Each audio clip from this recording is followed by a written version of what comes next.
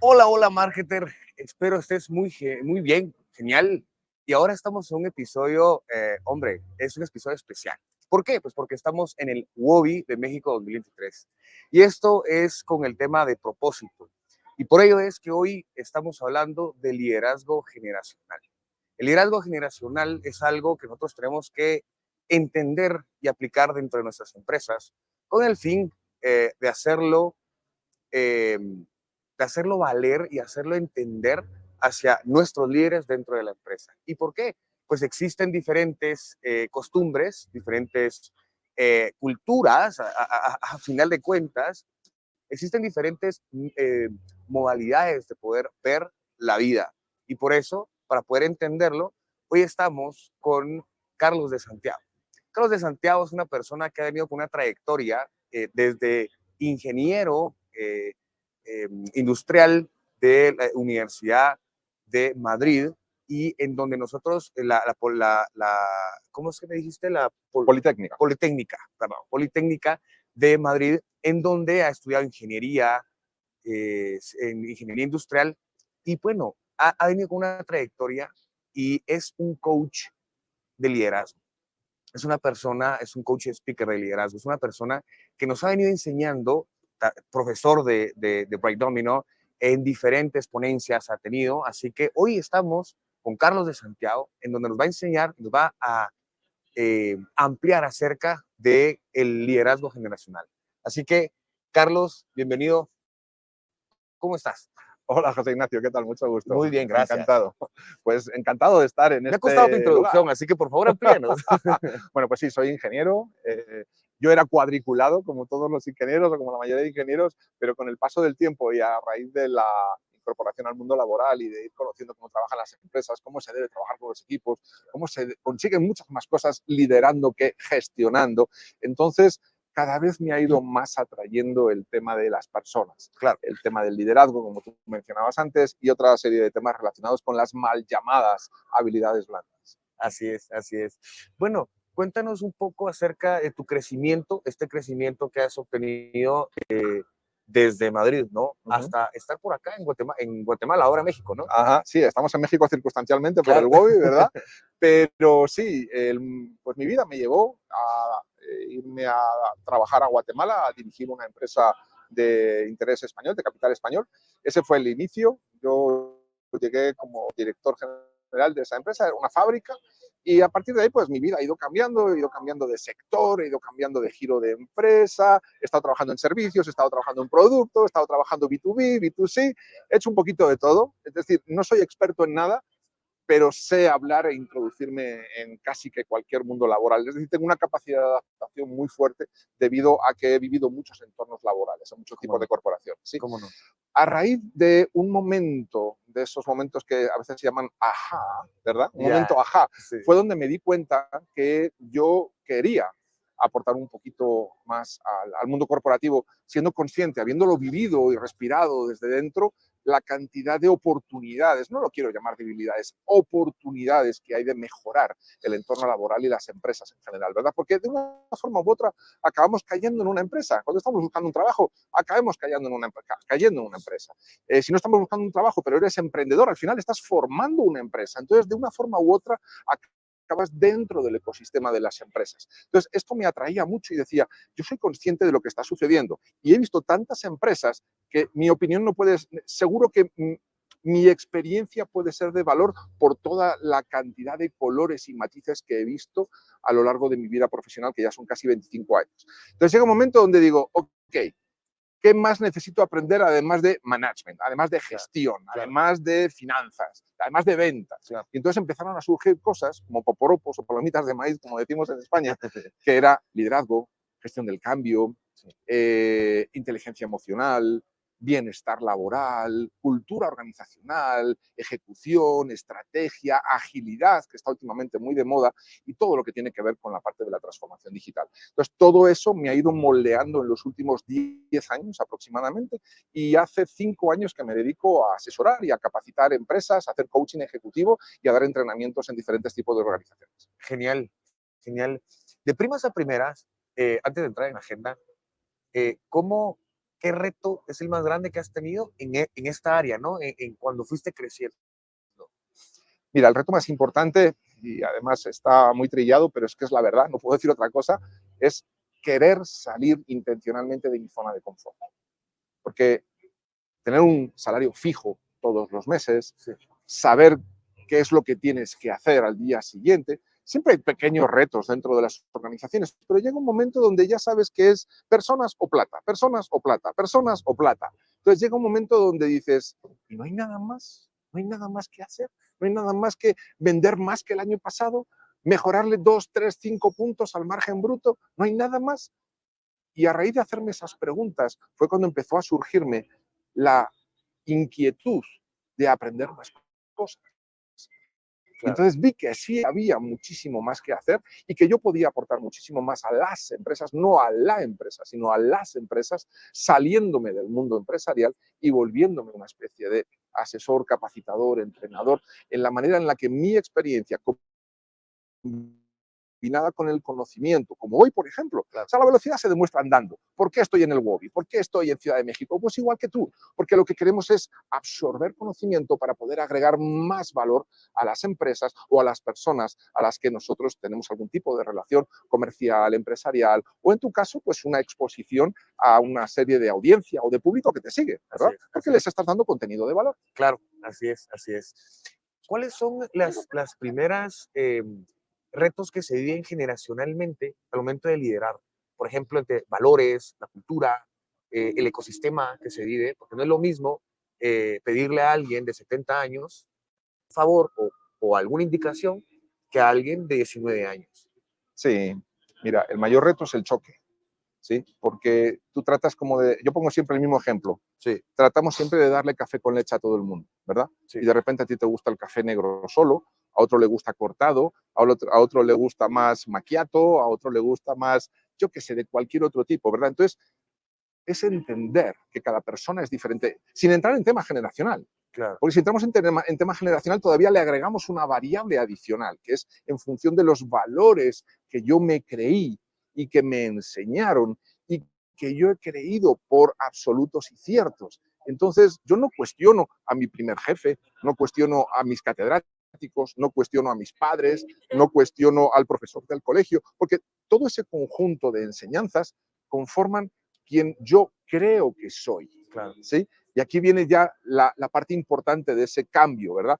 Cuando tú dices, ok, yo soy quien creo que soy o quien me han dicho que tengo que ser o tengo que ser verdaderamente yo.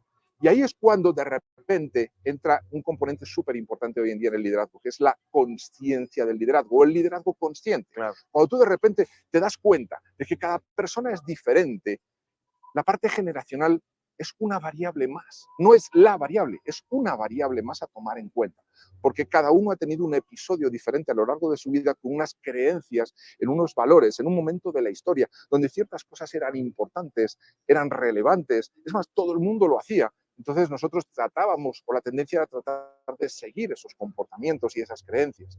Eso con el tiempo estamos viendo que se está diluyendo, donde quizás a día de hoy, en pleno siglo XXI, José Ignacio, las personas están empezando a demostrar con las nuevas generaciones que pueden creer mucho más en sí mismos y de alguna forma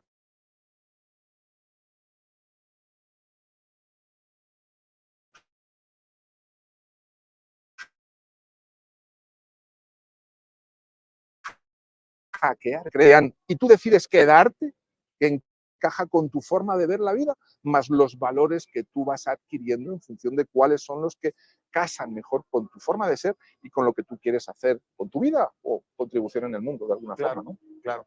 Y esta variable que dices de temas generacionales, eh, ¿cómo nosotros podemos enfrentar, y hoy lo hablábamos con Marshall, ¿no?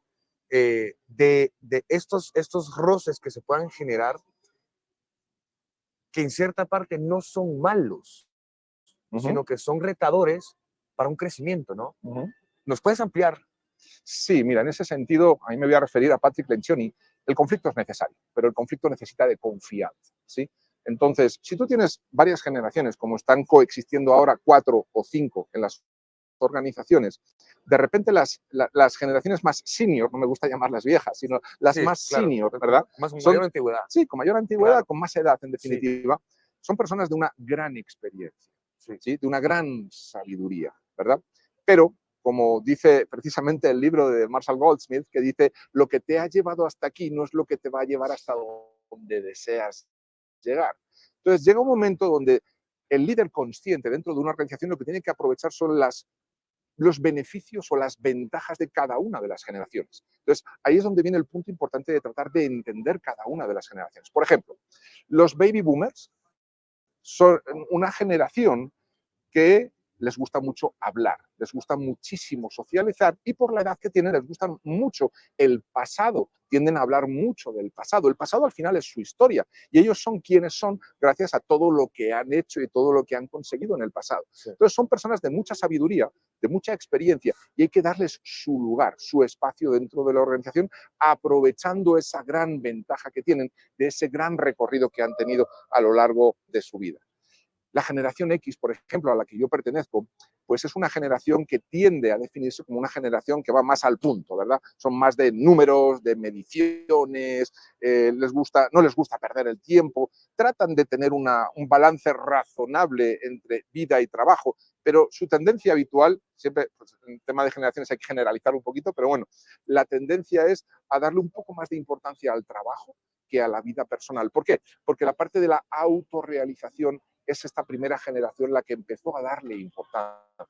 ¿Sí? De repente los baby boomers, el trabajo ya era, el poder trabajar en una empresa, Claro. ya era una parte de autorrealización, porque había demasiada gente trabajando en el campo, trabajando 12 horas diarias, luchando y pasando un montón de penurias bajo inclemencias del tiempo. Y de repente que tu hijo, un generación X, haya podido tener acceso a estudios superiores, universidad, maestrías, y pueda tener la oportunidad de tener un cargo importante en una empresa, para sus papás es de gran orgullo y ese orgullo se contagia. Entonces esa generación X es muy autoexigente consigo misma y al final lo lleva al plano del día a día en la empresa. Luego vienen los millennials, ¿verdad? Los millennials es una generación curiosa porque es la primera generación que es nativa digital.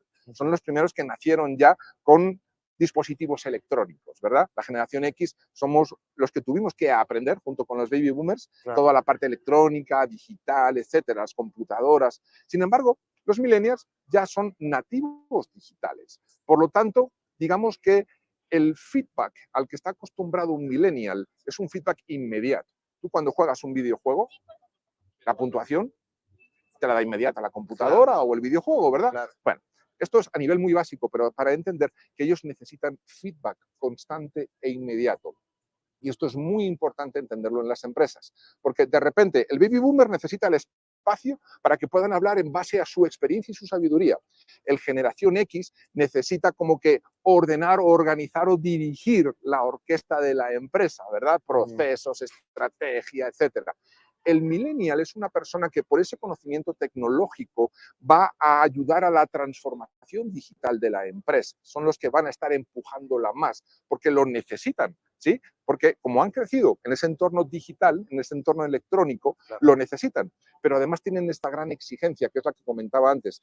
Te van a exigir feedback constante e inmediato. Por eso el dar feedback frecuentemente se está volviendo la tendencia de las empresas más conscientes a nivel de un líder que tiene que liderar adecuadamente a esta generación, generación millennial. La generación centennial que se está incorporando recientemente al mundo laboral es una generación que todavía no conocemos a detalle, porque están iniciando. Lo que sí es cierto es que parece que son más conscientes que los millennials. A los millennials se les dieron muchas cosas muy hechas, ¿sí? Esto es como el viejo cuento de mi papá iba en burro, mi hijo fue en moto, mi sobrino o mi nieto va en un carro, probablemente mi bisnieto a lo mejor vaya otra vez en burro O en bicicleta. o en bicicleta, porque es como un up and down, ¿verdad? Donde de repente, si tú estás construyendo riqueza, si tú estás construyendo bienestar, si tú trabajas mucho y muy duro, generas mucho. Las personas que se benefician de todo ese trabajo no son conscientes de lo que se necesita para lograr eso. Entonces, si no se trabaja de forma consciente, lo que van a hacer es bajar, forzar, empujar la curva nuevamente hacia abajo. Los centennials lo están aprendiendo observando a sus hermanos mayores, observando a sus tíos, donde están viendo todo lo que han sufrido y están sufriendo todavía algunos millennials en las organizaciones, donde de repente no terminan de encontrar su espacio.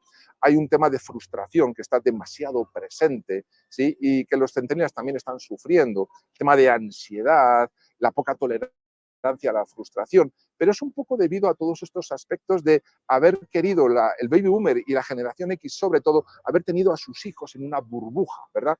Tú no vas a sufrir todo lo que yo sufrí, tranquilo, yo te voy a proteger. Les estábamos haciendo un flaco favor, les hemos hecho un flaco favor en ese sentido, ¿verdad? Por lo tanto, entender un poco todas estas diferencias de lo que les importa, lo que les gusta, lo que necesitan, ayuda mucho a liderar mejor un entorno multigeneracional. Entonces, a un millennial, por ejemplo, un millennial es muy creativo. Pues si tú quieres hacer una reunión un poco más disruptiva o quieres montar un evento como el WOBI, por ejemplo, Claro. dáselo a millennials. No se lo des a generación X y tampoco se lo des a un baby boomer.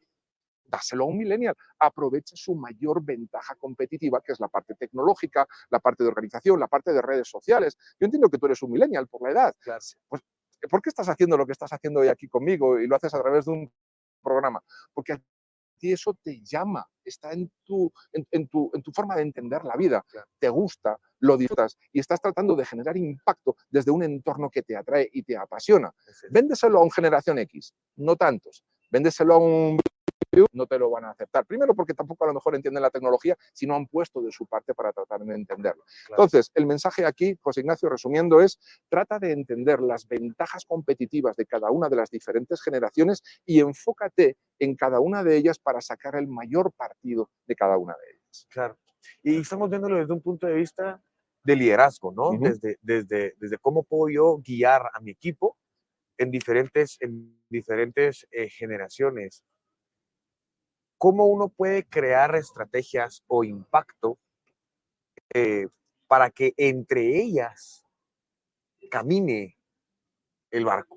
Ujú. Para que exista esa sinergia, porque cada uno va a tener, no es lo mismo las ideas o los aportes de una persona X a un centennial. Ujú. De hecho, hay momentos en los que existen hasta choques. Ujú. De hecho, creo no, es un hecho. Existe un comentario de, es que muy millennial. Ujú. Entonces, ese es que muy millennial significa no comparto algunas cosas.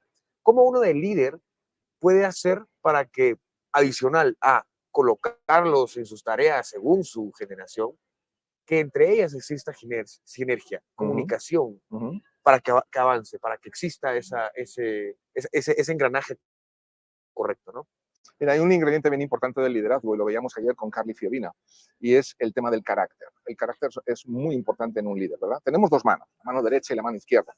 La mano izquierda tiende a ser la mano que utilizamos conceptualmente, estoy haciendo una metáfora, para abrazar a la gente, para reconocerla, para apoyarla, para darles herramientas, ¿verdad? Para darles feedback constructivo, feed forward, como nos decía también esta mañana Marshall Goldsmith.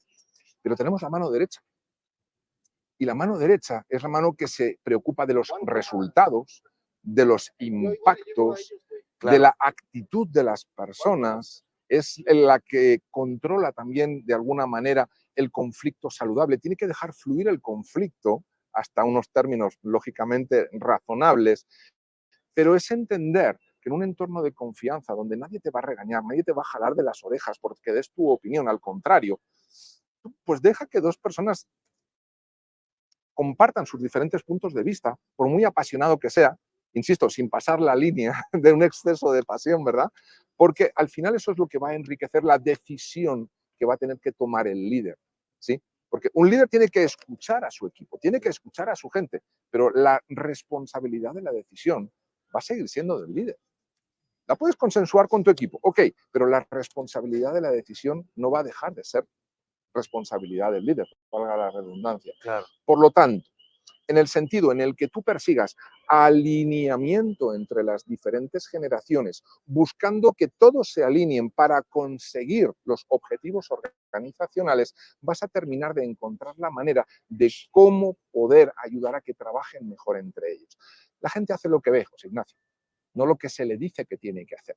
Entonces, Si ese líder es un generación X, tendrá que poner de su parte para poder trabajar de una forma con la generación millennial y los centennials y con los baby boomers y, por supuesto, con su propia generación X, con sus pares generacionales, ¿verdad? Claro.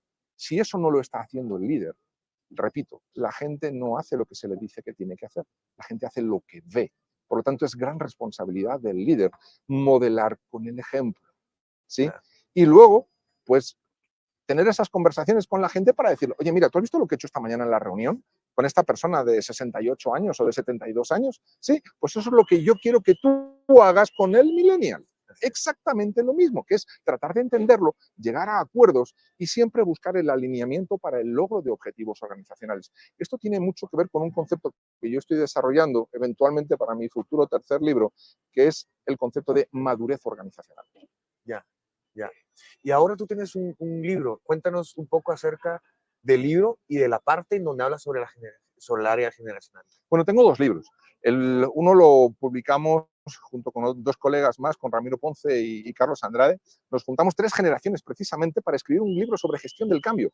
El libro se llama Gerente del Cambio. ¿Cómo no? Está enfocado a entorno empresarial, entorno corporativo, pero cualquier persona que lo quiera leer también va a sacar enseñanzas interesantes de cómo gestionar los cambios, ¿verdad? ¿Cómo no? Bueno, pues el libro tiene de comunicación, de todo, de un montón de personas. herramientas. De hecho, mira, te voy a nombrar algunos capítulos. El primer capítulo se llama La humanización del cambio, es decir, humanicemos los cambios. El segundo, herramientas de liderazgo para los cambios. El tercer capítulo es el reto multigeneracional. Por ejemplo, hay un cuarto capítulo que es cómo pasar de gerente a coach. Hay un capítulo específico sobre preguntas súper poderosas para ayudar a esos procesos de internalización, de conciencia de liderazgo. Claro. Tengo otro capítulo muy interesante que nos habla sobre cómo ayudar a que los equipos puedan generar esas sinergias multigeneracionales para poder trabajar juntos. Hay otro capítulo también muy interesante que habla sobre la motivación y la responsabilidad, ¿sí? Es ese juego de palabras donde la motivación no es ni más ni menos que buscar aquellos motivos o ayudar a que el líder, ayudar a su equipo a encontrar esos motivos que los ayudan a moverse, a accionar hacia la consecución de un objetivo grupal. Claro. Y la responsabilidad son el tener conciencia de que necesitamos determinado tipo de habilidades o competencias para poder responder ante determinados retos dentro de una organización. Cuando tú entiendes la responsabilidad de esta forma, de repente tú puedes ser más consciente de que pedirle a alguien que se haga responsable de algo no es tan sencillo, no es dar una orden, es primero asegurarte de que esa persona tiene las competencias o las habilidades para poderse hacer responsable de lo que tú le vas a pedir. Y te lo doy la vuelta. Cuando a ti tu jefe o tu líder te está pidiendo que te hagas responsable de algo, si tú sabes que no te puedes hacer responsable de ello y sabes por qué, tu responsabilidad es decirle a tu líder por qué no te puedes hacer todavía responsable de eso y qué es lo que te falta para poder asumir esa responsabilidad. Te he citado algunos ejemplos, son 9 capítulos del libro enfocados en la gestión de cambios fundamentalmente. Hay 9 entrevistas muy interesantes con 9 líderes de grandes empresas transnacionales y luego tenemos 18 herramientas repartidas en cada uno de estos 9 capítulos. Así que pues es un libro que construimos en el 2019 sin saber lo que iba a pasar en el 2020. Fíjate, José Ignacio. Vale. Fue casualidad, pero las casualidades no existen. Claro. Entonces, la verdad que es un libro que ha tenido muy buena aceptación en el entorno empresarial. Hemos dado varias conferencias, talleres, capacitaciones. El libro, la verdad que se vende bien, no es un bestseller ni nada de esto, no estamos vendiendo miles o cientos de miles de libros, pero lo interesante de esto no es enfocarse en vender el libro. Lo interesante es en tratar de dejar un legado dentro del círculo que tú tienes de influencia. En mi caso, en estos momentos, es fundamentalmente el entorno empresarial en Guatemala y ahí es donde me estoy focalizando, ¿sí? Claro. Entonces, nos juntamos 3 generaciones, un baby boomer, un generación X y un millennial para escribir el libro, porque precisamente éramos conscientes de que las tres generaciones teníamos que aportar a ese libro que hablaba sobre gestión de cambios, entendiendo que el reto multigeneracional es uno de los ingredientes clave en estos momentos en las organizaciones. Carlos, y cuando me hablas de la oportunidad y de la casualidad que hubo en el 2019, por temas de 2020, 21 y todavía 22, que había algunas situaciones diferentes ahí, que nos llevó a estar a distancia. Esa distancia a muchas personas nos tocó el cambiar de modalidad de liderar. porque no es lo mismo liderar a través de un lenguaje hasta corporal, que es más del 60% del lenguaje corporal, cómo uno puede transmitir o dar el ejemplo cuando se está a distancia. Cómo uno, son dos preguntas, porque al final de cuentas también ha ampliado a trabajar globalizadamente. ¿Qué quiere decir esto? Que usualmente lo que se hace es que se contrata en diferentes áreas del mundo, no solo por conocimiento, por temas de facilidad en recursos, en fin, existen muchas variables. ¿Cómo nosotros, los líderes, podemos accionar y qué tenemos que tener en cuenta para ambas cosas? Una, el tema de la distancia y dos, las culturas. Mira, es una pregunta muy interesante. No es fácil de responder, aunque la respuesta es sencilla. Y digo que no es fácil de responder porque no es fácil de asimilar. El que entiende bien el liderazgo pre-COVID, durante el COVID y post-COVID, sabe que la esencia del liderazgo es influir positivamente en personas. Por lo tanto, si tú antes del COVID sabías que liderar consistía en influir positivamente en personas, agregándoles valor, a ti no se te va a olvidar eso independientemente de la herramienta que estés utilizando para trabajar. Y al final acabas encontrando el modo de no perder esa humanidad de liderar personas, Claro. no gestionar o dirigir personas. Claro. Entonces, aquellos líderes que ya eran conscientes de cómo se debe liderar, simplemente se les cambiaron las reglas del juego, nada más, se les cambió el tablero de ajedrez y en vez de jugar ahora con las fichas negras, jugaban con las fichas blancas, pero el tablero de ajedrez era exactamente el mismo. Es un tema de adaptación, ¿sí? Porque nadie anticipaba lo que iba a pasar, era un tema de adaptación forzada, Claro. ¿sí? Pero el líder que entiende la esencia del liderazgo creo que no tuvo mayor problema. Es más, tuvo una excelente oportunidad de demostrar lo que es el liderazgo a sus equipos de trabajo. Las empresas se llenan muchas veces de orgullo a la hora de decir, nuestro mayor activo son las personas. El COVID fue una excelente oportunidad para demostrar si eso era cierto o no. ¿Por qué ha habido tanta rotación de personas después de la pandemia entre las empresas?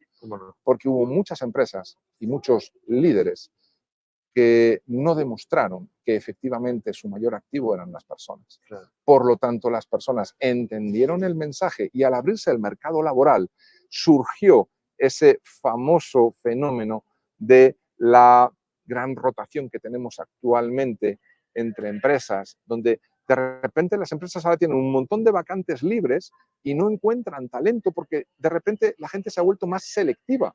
Ya no solo busca un trabajo, busca un lugar de crecimiento, un lugar de desarrollo. Y si no, al menos un líder que me trate bien como persona y que se preocupe por mí. Claro.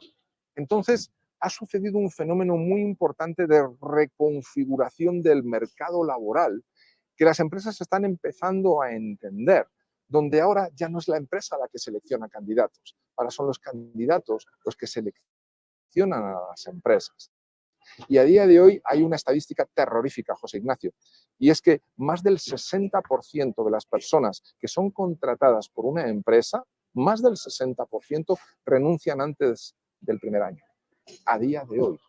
Porque de repente lo que te venden en el proceso de selección no es lo que luego te encuentras en la organización. Y aquí viene mucho el concepto de marca empleadora.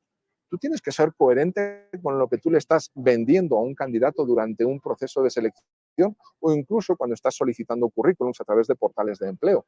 Porque si no es la realidad, lo que estás vendiendo, hoy día lo que sucede es que la gente no aguanta, no soporta. Y sabiendo que en el mercado laboral hay un montón de oportunidades abiertas, lo que están buscando es un lugar donde se encuentren a gusto y se les trate bien, se les trate en definitiva como personas. Claro, claro. Y en temas de cultura a nivel global, el tema es cómo, por ejemplo, tú contratas a alguien que está del otro lado, de hecho, del mundo. Quiere decir, si estamos en América, en Europa, si estamos en Asia, de hecho existen ese tipo de trabajos y ahora es cada vez más, ¿no? Por temas de conocimientos, como te decía, algunos recursos. El tema es cómo poder entender las culturas o cómo poderse hacer, porque existe un planteamiento país, ¿no? Bueno, va a ser de Europa, sí, ¿de qué país? Bueno, entonces así son, así, ¿no? Sin embargo, uno se puede encontrar con cosas. ¿Cómo lidiar con esas cosas? Porque de hecho nos acaban de comentar, Marshall nuevamente, lo menciono, eh, Goldsmith, por el hecho de que nos dice, hey, hay un momento en el que tienes que dejar que las cosas rocen, que haya roce, ¿no? Y pararlo. Sin embargo, ¿qué tanto roce y cómo uno puede lidiar con diferencias? Porque al final puedes o no compartir valores y principios, ¿me explico? Sin embargo, el negocio es de hacer las cosas, de caminar. Pero creo que lo básico ahí es también compartir esos valores y principios y más que todo los de la empresa, ¿no? Sí, hay un concepto importante en lo que estás mencionando y es el tema del respeto. ¿Sí? Yo no tengo por qué pensar igual que tú, pero tengo que respetar tu opinión siempre que sea una opinión respetable. Claro. Y en ese sentido yo he escuchado recientemente a un filósofo que decía, oye, yo respetaré tu opinión si tu opinión me parece respetable. ¿Sí? Porque de repente a ti te parece muy bien matar animales en la selva, pero para mí, perdón, o sea, vale, habla lo que quieras, tienes libertad para hablar, pero yo no tengo por qué respetar tu opinión. Claro. ¿Sí? Ahora, si estamos hablando de un tema de trabajo y tú estás diciendo, oye, mira, pues en vez de hacerlo en este lenguaje de programación, lo vamos a hacer en este otro, o los informes en vez de ser de 15 páginas, vamos a tratar de hacerlos de 3 páginas. Ok, tú crees que puedes hacer el reporte y tienes esa capacidad de resumir lo que es importante para poderlo plasmar solamente en un documento de 3 páginas o de 3 slides de PowerPoint. Sí, ok, perfecto, demuéstramelo, haz una prueba. Entonces, generar esa confianza que parte del respeto para tratar de entender que las cosas se pueden hacer de una forma diferente. Es decir, es abrir la puerta a la confianza. La confianza es la clave para que el conflicto sea un conflicto saludable, un conflicto productivo. Claro, claro. Carlos, sé que tienes cosas que hacer, no te quito tiempo, son las últimas preguntas. Primero que nada, existen momentos de reto, de retos en la vida. Hay unos más difíciles que otros.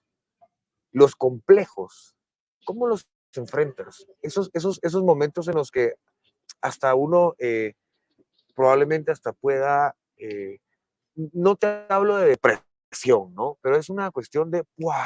Pasó esto.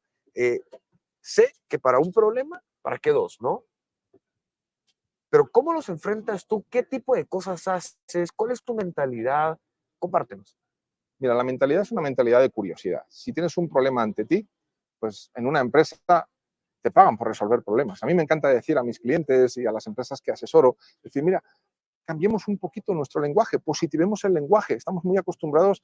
De hecho, una de las palabras favoritas en las empresas y que más se repite es la palabra problema. ¿Sí? Yeah, Y yo les invito a cambiar la palabra problema por situaciones a resolver. claro.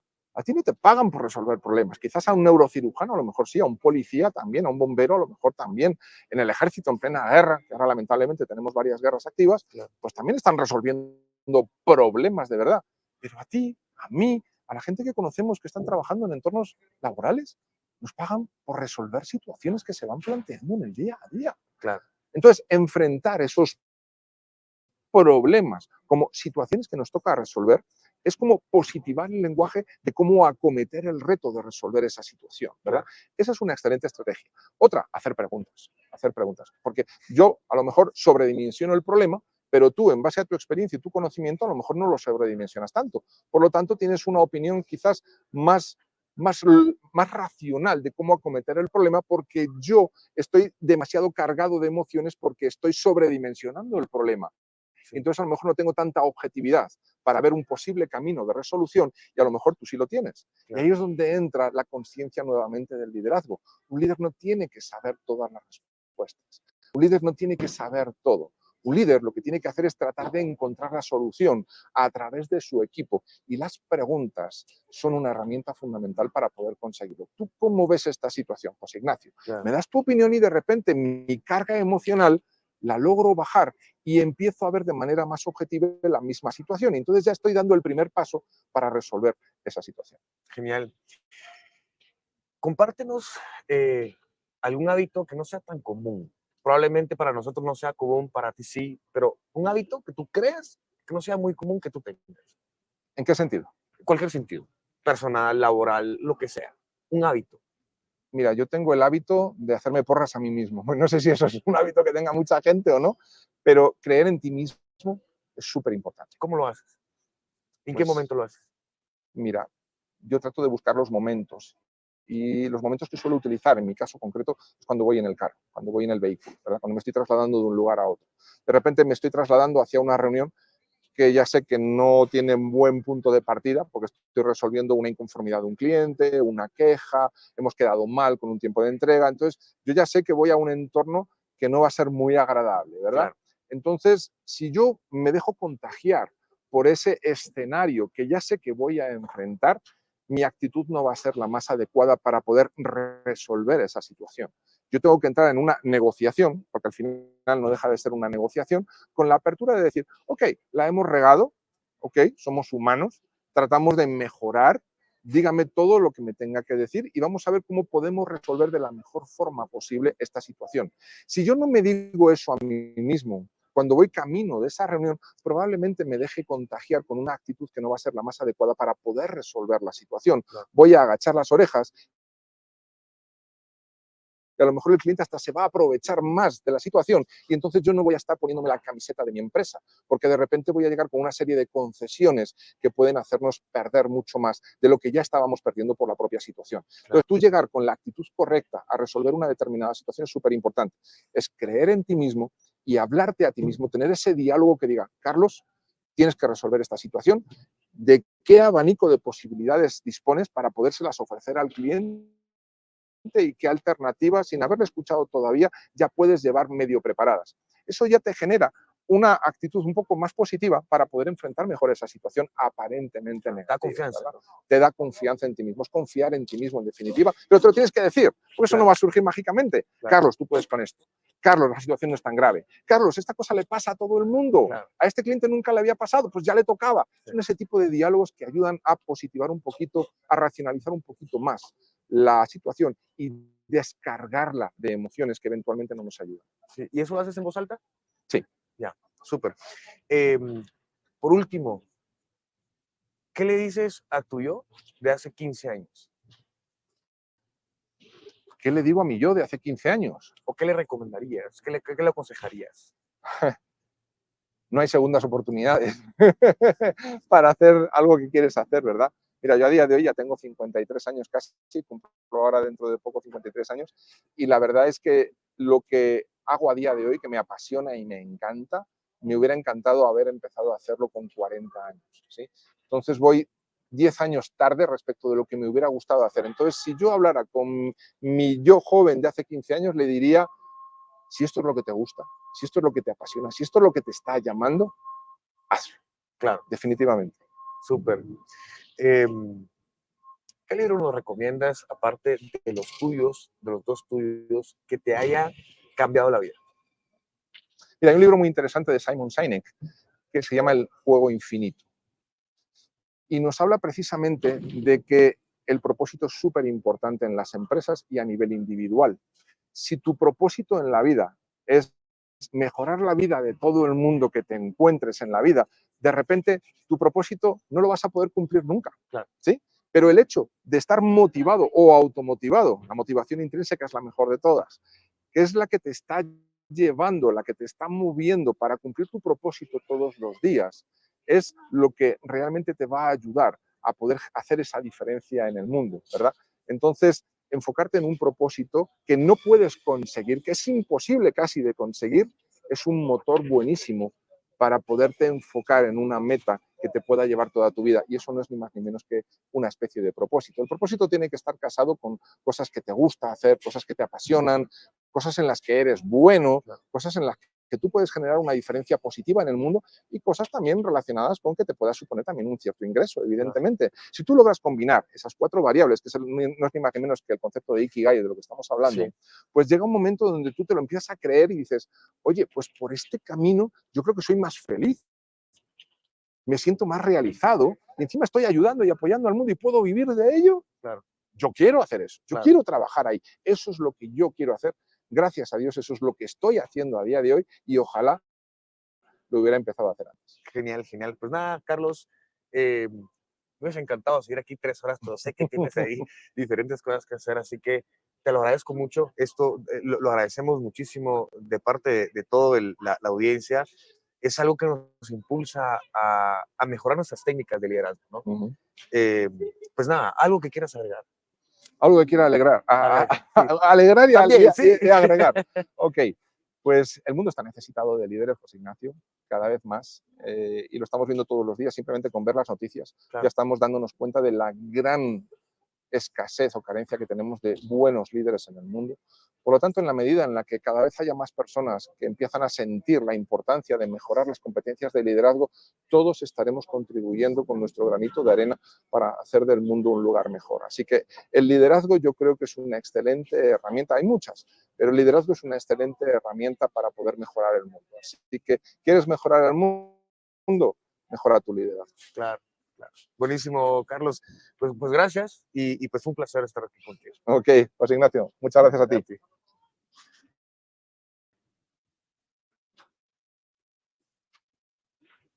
Hola.